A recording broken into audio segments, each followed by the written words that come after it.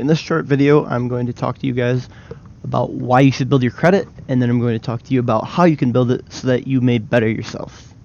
Many people do not know this. This is not something that you learn in school, but it is very important information. So, why you should build your credit. Reason number 1. Most people do not avoid debt in our current economy. It is estimated that roughly 80% of the population has some sort of debt, and that's cited in the study below. 80%. So, most likely, you will have some sort of debt. And you can get approved for loans and pay less interest on them if you have a good credit score. And that is reason number 2. Whether this is a loan for real estate, a car, or whatever you may need. And, by the way, 85% of cars are financed using debt. 3. Easier approval for rental houses and apartments. Many landlords use credit scores to screen their tenants. So, if you don't have good credit, especially if you live in an urban area, you may have difficulty renting. 4.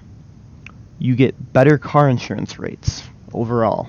You just save money on your car insurance. 5. You avoid security deposits on utilities, as security deposits are a means of insuring the utility provider against any bills that you may not pay.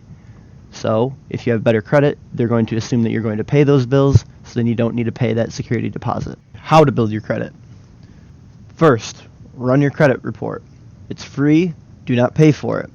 There are many free sites that you can use, such as creditkarma.com. 2. See if you have any negative marks on your credit, and if so, deal with them. Late payments are the first thing to worry about. These last for 7 years on your credit report. What can be even worse than late payments are accounts in collections, meaning over 150 days late on a payment. The lender then gives up and sells that debt off to a third-party company. Also, in general, the later the payment, the worse it impacts your score. And the more recent that late payment is, the more it affects your score. So, in other words, if you 1 month ago didn't make your credit card payment, as opposed to if you 1 year ago didn't make your credit card payment, not making your payment 1 month ago would have a much more significant impact on your credit score overall. So, the one saving grace about accounts in collections and your late payments is that you can call and nicely try to ask for removal of the late payment on your record. This is also true, as I stated, if you have an account in collections, but it's a little bit different. So, you can call and request debt validation of your account that's in collections, and oftentimes these companies will not respond, which results in the debts being removed from your credit report altogether after a certain amount of time. Another issue is any maxed out credit accounts that you have. If you have borrowed a large percentage of your credit limit and not paid off the balance, you should be paying off the balance as soon as you use your credit. If you take out a credit card, you can max it out without affecting your credit score, only if you pay it off in the next month, or if you pay off the vast majority of it in the next month, at the very least. One way you can kind of counteract this is if you can't pay down your debt, you can actually open up more credit because it is based on the percentage of your total credit. So what you would be doing is just essentially increasing your total credit overall. So be careful with this though, as too many requests for credit can actually negatively affect your score. So doing it too many times at once is bad for your credit score overall. If you have none of these issues though, you're in a great spot.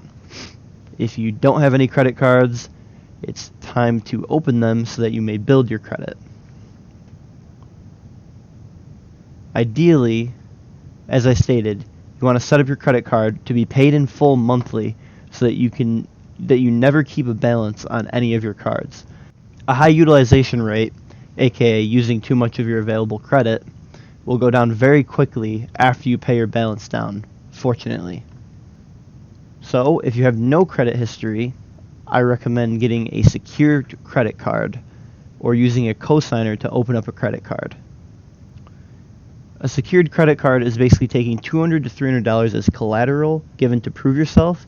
You just take the card, pay for minor expenses with it like gas and food, and then set the card to be paid off in full per month. This will build your credit while making sure you pay absolutely nothing in interest. This is the ideal way to go about it, and the sooner you do this, the quicker you can start building your credit to be one step further ahead. Then you can go ahead and open up better credit cards that do not require any collateral money down whatsoever. If you use the card as stated for minor expenses that you pay off every month, in about 6 to 8 months you can then open up an unsecured card. Then you can get more credit cards and later on get even better cards and begin credit card churning for various rewards like free flights, hotels, and more later on down the road. An important disclaimer is not to spend any money that you normally wouldn't spend just because you have a credit card. So don't go out and buy that new expensive handbag or that new toy that you would never buy otherwise, that you can't afford, because this is what gets you into trouble, and the purpose of this is not to get you into trouble, but rather to better yourself financially overall. Some quick myths that people do say. One, paying interest will help your credit score. This is a myth. That's not true. Paying any interest on your credit cards is not the goal of getting a credit card. The goal is to build your credit. Checking your credit score will decrease your credit score.